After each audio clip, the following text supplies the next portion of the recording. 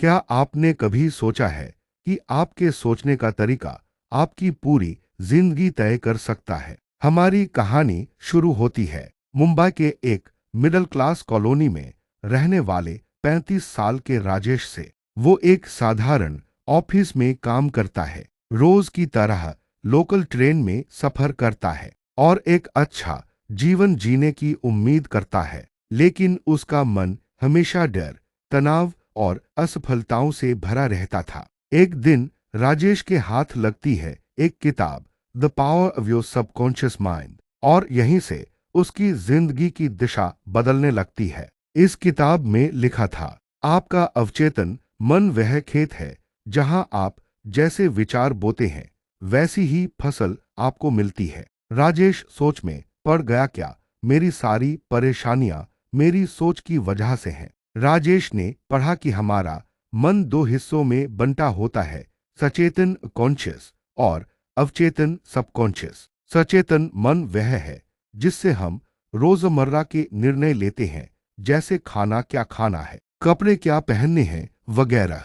लेकिन अवचेतन मन वो हिस्सा है जो हमारे विचारों, भावनाओं और आदतों को चुपचाप प्रभावित करता है। उदाहरण के लिए, जब कोई बच्चा बार बार सुनता है कि वह बेकार है, धीरे धीरे वह यही मानने लगता है और फिर वैसा ही व्यवहार करने लगता है। इसका मतलब है हमारा अवचेतन मन वही मानता है जो हम बार बार उसे बताते हैं। राजेश को एक लाइन बहुत प्रभावित करती है, आप जो सोचते हैं वही बनते हैं। अगर आप बार बार सोचते हैं कि मैं कभी सफल नहीं हो पाऊंगा, तो आपका अवचेतन मन उसे सच मान लेगा और वैसा ही वातावरण बनाएगा जिससे आप फेल हों।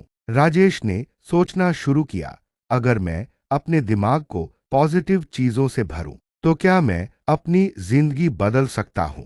एक दिन राजेश ने अपने ऑफिस में एक प्रेजेंटेशन दिया। पहले तो वह डर गया, लेकिन उसने अपने आप से कहा, मैं कॉन्फिडेंट हूं, मैं बेहतरीन प्रेजेंटेशन दूंगा। और हुआ भी वैसा ही। उसकी बॉस ने उसकी तारीफ की और पहली बार उसे प्रमोशन का मौका मिला। आप जो विश्वास करते हैं वही आपका सच बन जाता है। राजेश ने महसूस किया कि जब वो अपने आप पर भरोसा करता है तो चीजें बेहतर होती हैं, और जब वो डरता है तो कुछ ना कुछ गलत जरूर होता है। भारत में कहा जाता है, श्रद्धा से बड़ी कोई दवा नहीं। यही बात इस किताब में भी है। अगर हम अपने अवचेतन मन में विश्वास भरे कि हम स्वस्थ हैं, सफल हैं, खुश हैं, तो हमारी जिंदगी वैसे ही बनने लगती है। डॉक्टर मर्फी एक शानदार तकनीक बताते हैं, सोने से पहले अपने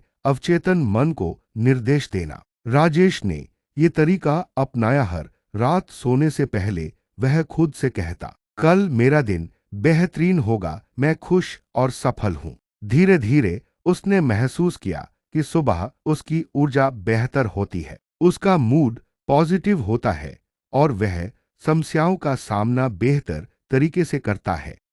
किताब बताती है कि आपका अवचेतन मन आपके शरीर को भी प्रभावित करता है। राजेश की मां को अक्सर सिरदर्द की शिकायत रहती थी।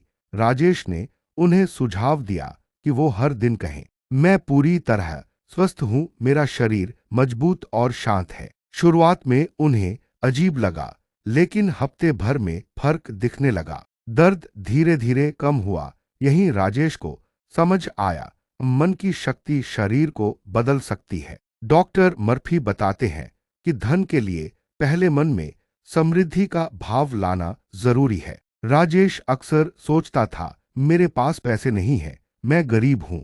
लेकिन किताब पढ़ने के बाद उसने ये वाक्य दोहराना शुरू किया, पैसा मुझ तक सरलता से आता है, मैं समृद्ध हूं। कुछ ही हफ्तों में उसके पास फ्रीलांस प्रोजेक्ट्स आने लगे और उसकी आय दोगुनी हो गई। जैसे एक किसान अगर सोचता है कि फसल नहीं होगी तो वह आलसी हो जाएगा, लेकिन अगर वह सोचता है कि फसल अच्छी होगी तो वह मेहनत करता है और परिणाम भी अच्छा आता है। ठीक वैसे ही पैसा भी सोच और मेहनत दोनों से आता है। राजेश का अपने पिताजी से रिश्ता ठीक नहीं था। वे अक्सर झगड़ते थे।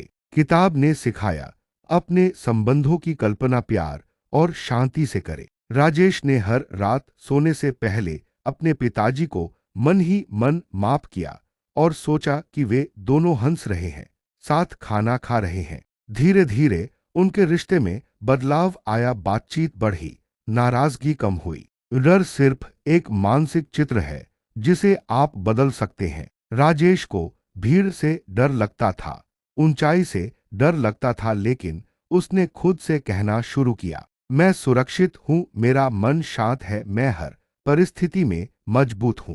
धीरे धीरे उसके डर कम हुए, जैसे बच्चा अंधेरे से डरता है, लेकिन जब उसके हाथ में टॉर्च दे दो तो डर चला जाता है। वैसे ही सही सोच डर को खत्म कर सकती है। आपके शब्द, आपके विचार, आपकी आदतें, ये सब मिलकर आपकी किस्मत बनाते हैं। राजेश अब हर दिन सुबह उठकर 5 मिनट ध्यान करता था, 5 मिनट आभार जताता था और 5 मिनट विजुअलाइज करता था कैसा जीवन वह चाहता है। किताब की आखिरी बात उसके मन में घर कर गई। अपने अवचेतन मन को अपना दोस्त बना लो, यही असली सफलता है। राजेश की जिंदगी बदल गई, उसका आत्मविश्वास बढ़ा, उसका करियर सफल हुआ, रिश्ते सुधरे और सबसे जरूरी उसका अंदर बदल गया। और ये सब कुछ सिर्फ इसलिए क्योंकि उसने अपने अवचेतन मन को समझा और उसका सही उपयोग किया।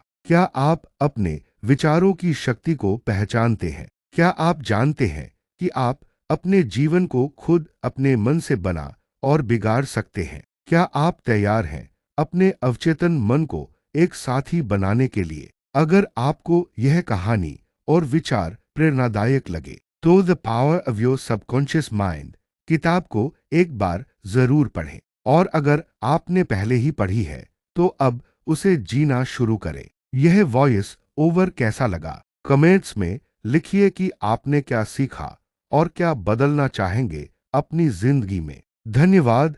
आपने सुना आपके अवचेतन मन की शक्ति एक कहानी के रूप में। यही शक्ति आपके अंदर है, बस अब उसे जागरूकता और विश्वास से जगाना है। जय हिंद, शुभकामनाएं।